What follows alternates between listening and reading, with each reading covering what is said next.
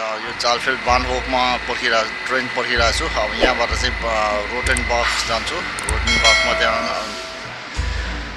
भिजिटको लागि जान्छु। Train is here and I will get in. अब यसको लागि चाहिँ यो ट्रेनमा चढिसकेँ। यहाँबाट चाहिँ अब रोटेन बक्स भन्ने ठाउँमा ओर्लिन्छौँ। रोटेन बक्समा चाहिँ त्यहाँ एकजना साथी लिन आउँछ। अनि त्यसपछि यहाँबाट चाहिँ अब एउटा सानो टुर गर्छौँ। सानो टुरमा जान्छौँ। सो नाउ अब यहाँ जालफेलबाट चाहिँ म चाहिँ जाँदैछु रोटेनबर्ग। अब यहाँबाटको नेक्स्ट स्टेसन भनेको चाहिँ बाड ब्लाङ्केनबर्ग आउँछ। अनि त्यसपछि चाहिँ रोटेनबर्ग भन्ने आउँछ। सेकेन्ड स्टेसनमा चाहिँ म ओर्लिन्छु। सो नाउ अहिले चाहिँ बाड ब्लाङ्केनबर्ग भन्ने ठाउँमा आइसकेँ। अब यहाँबाटको नेक्स्ट स्टेसनमा चाहिँ ओर्लिन्छु म। रोटेनबर्ग भन्छ नेक्स्ट स्टेसन चाहिँ।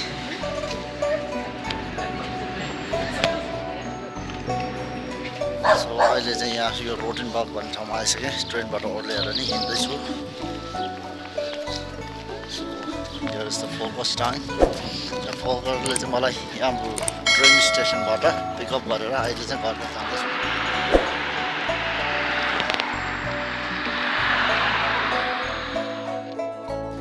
सो यहाँ चाहिँ यो बियर यसरी यो बियर फाज भन्छ। यो फाज भनेको यो डिब्बालाई चाहिँ फाज भन्छ।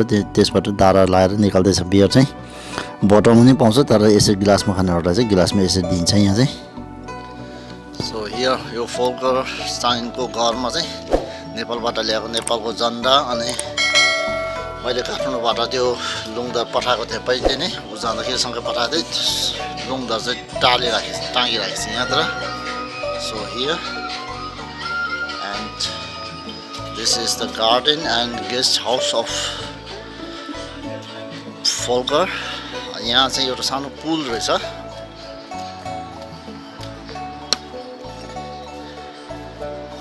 अहिले चाहिँ यो पुल ढाकिरहेको रहेछ। सायद यो पानी होला या नहोला।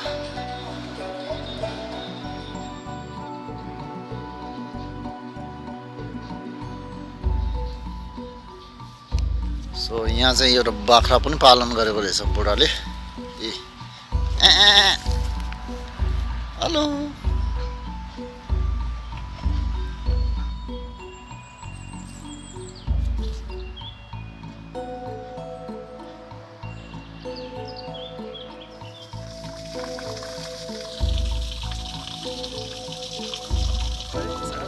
सो यहाँ चाहिँ काठहरू राखिरहेछ र रातो देखिरहेको छ मेसिन हो। त्यो मेसिनमा काठहरू चिर्छ। अनि यो चाहिँ हाइचुङ भन्छ। हाइचुङ भनेको हिटिङ दिने ठाउँ।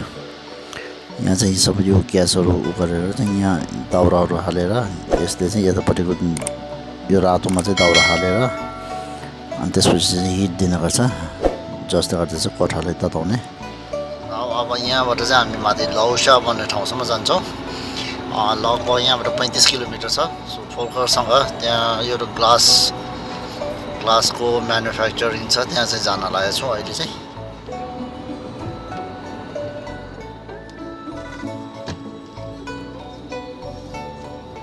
सो नाउ अहिले चाहिँ हामी यहाँ क्युनिक्से भन्ने ठाउँमा आइपुगिसकेँ।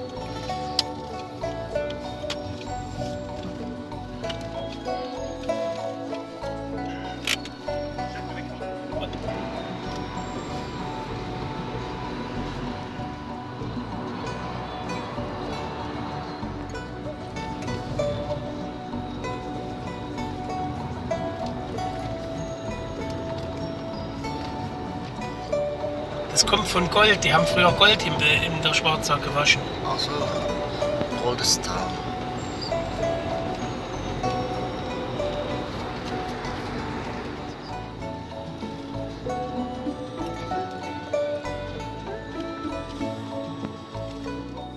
सो अहिले चाहिँ हामी यहाँ यो गोडिस्ताल भन्ने ठाउँमा आइरहेछौँ। यहाँ चाहिँ एउटा म्युजियम छ त्यो हेर्नलाई। म्युजियमभित्र जान लागिरहेछौँ। म्युजियमभित्र फोटो खिच्न चाहिँ मिल्छ मिल्दैन त्यो चाहिँ थाहा भएन। फर्चुनेटली हामीले यो भित्र फोटो खिच्न अनुमति चाहिँ पायौँ। बाहिर सोधेको थिएँ। बाहिर सोद्धाखेरि फोटो खिच्न मिल्छ भन्नुभयो। त्यही भएर मैले यहाँ भिडियोहरू लिइरहेको छु। So now we are inside the museum here. Stay tuned and keep watching, guys.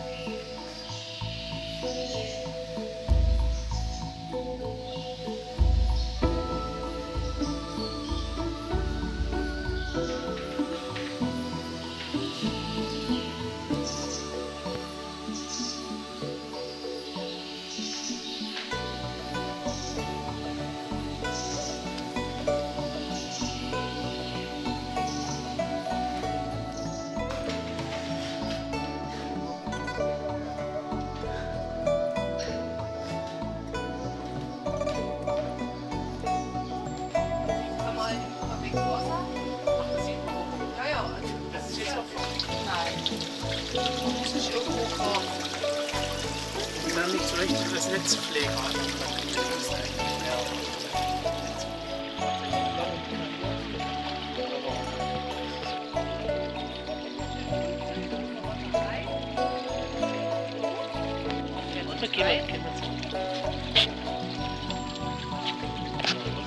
Jetzt kann man das Tor wieder schließen.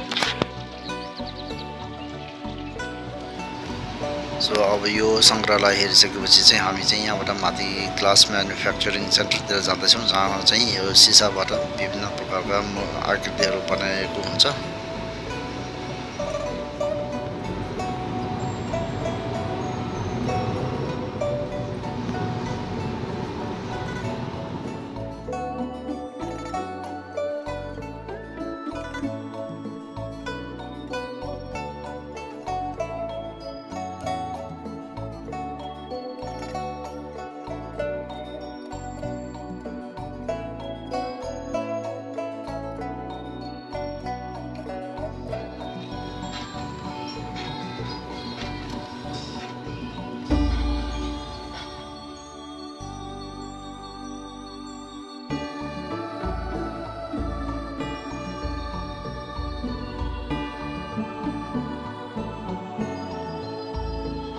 So now अब चाहिँ हामी यो ग्लास म्यानुफ्याक्चरिङ सेन्टरमा आएको छौँ र यहाँ हेर्छौँ हामी भित्र के रहेछ।